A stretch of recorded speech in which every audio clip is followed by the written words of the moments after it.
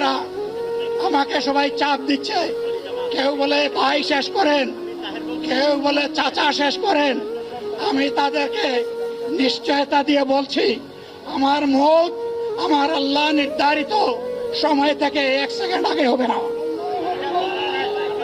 এবং হায়াত যা দিয়েছেন তার 1 সেকেন্ড আগেও আমি যাব না।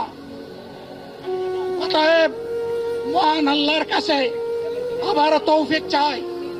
আপনাদের কাছে যে কষ্ট হয়েছে আপনারা, আমি তো এখানে শান্তিতে বসাছিলাম আর চতুর্দিকে শুধু দৃষ্টি বুলাচ্ছিলাম। কি কষ্ট হচ্ছে আমার ভাইদের।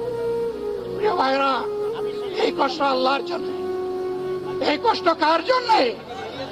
ইনশাআল্লাহ আল্লাহ তাআলা আপনাদেরকে তার উপযুক্ত জাযা দুনিয়ায় দিবেন, আখিরাতে দিবেন। আপনাদের এই ত্যাগের বিনিময়ে নতুন বাংলাদেশ আমরা পেয়ে যাব। আসুন সেই নতুন বাংলাদেশের জন্য একবার স্লোগান দিয়ে শেষ করি, নারায়ে তাকবীর। আসসালামু আলাইকুম ওয়া রাহমাতুল্লাহ।